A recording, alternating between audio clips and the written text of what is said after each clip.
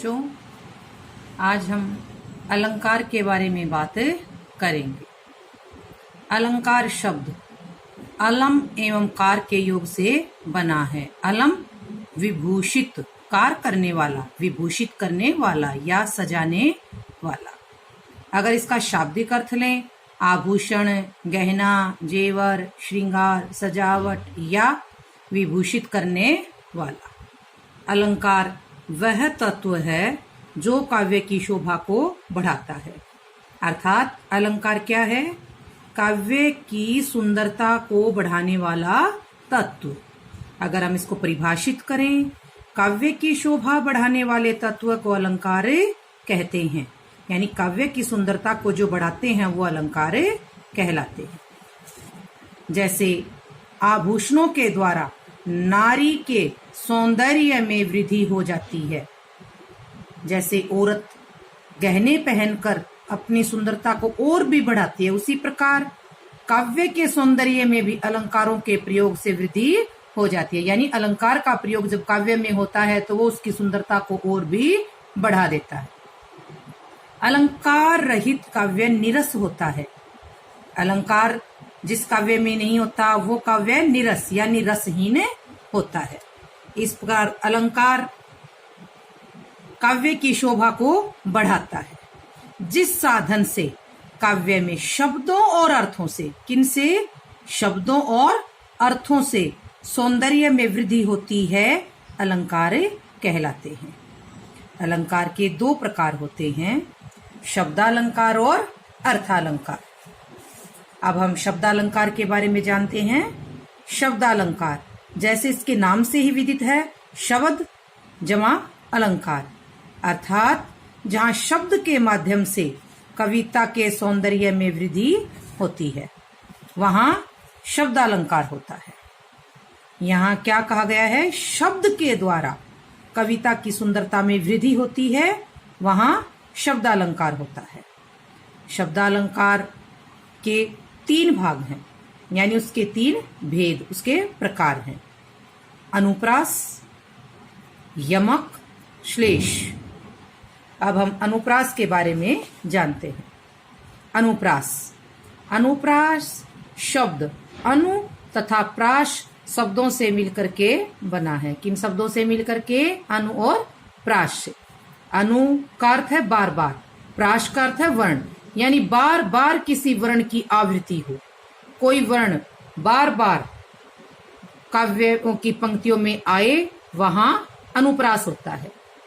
अब उदाहरण के लिए देखिए, रघुपति राघव राजा राम।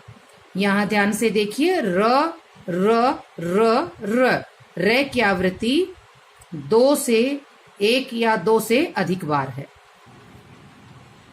जैसे मुदित महीपति मंदिर आए, यहां मैं की आवृत्ति म। यहां मैं की आवृत्ति के कारण यहां भी अनुप्रास अलंकार।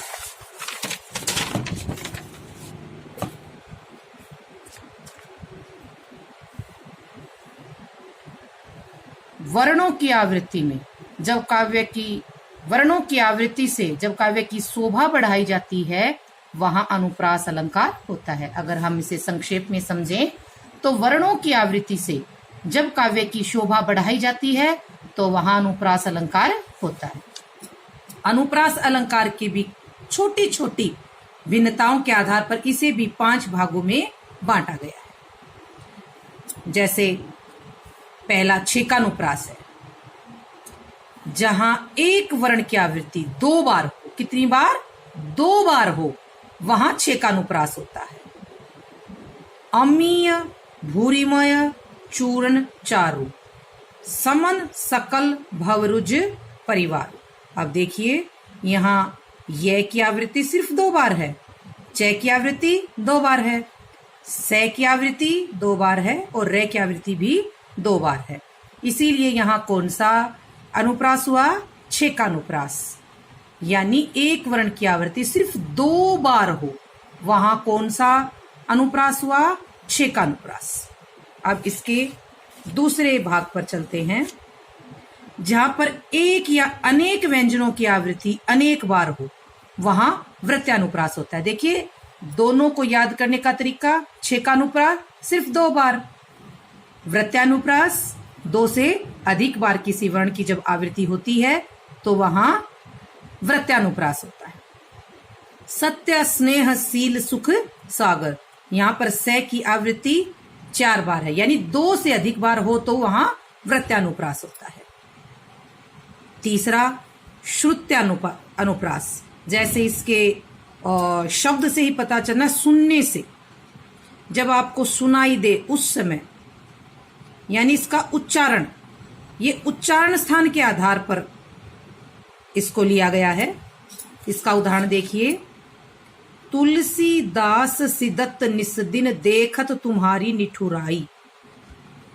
अब जब आप इसे पढ़ेंगे तो तुलसी, आपकी जिह्वा है वो दांतों को स्पर्श करते हुए जा रही है। तुलसी दास सीदत निस दिन देखत तुम्हारी निठुराई। इस अनुप्रास में, श्रुत्यानुप्रास में उच्चारण के आधार पर इसको समझा जाता है। तो ये सारे जो शब्द इसके अंदर हैं, ये आपके दांतों को स्पर्श कर रहे हैं। ये उच्चारण के आधार पर दंतव्य स्थान है इसके अंदर, इसीलिए ये श्रुत्यानुप्रास हुआ। अब इसका चौथा देखा जाए, अंत्यानुप्रास।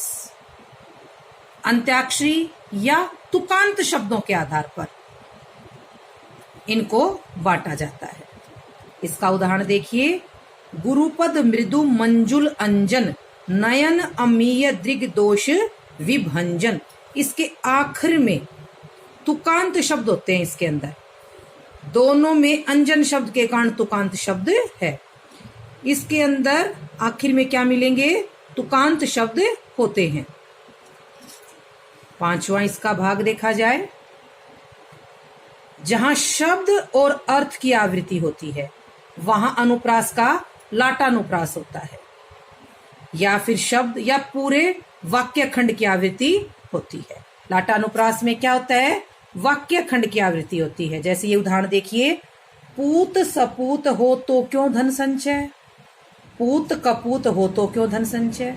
देखिए दोनों पंक्तियां एक जैसी ही हैं, सपूत और कपूत का अंतर है, लेकिन जब इसके अर्थ को समझा जाए तो इसमें काफी अंतर है।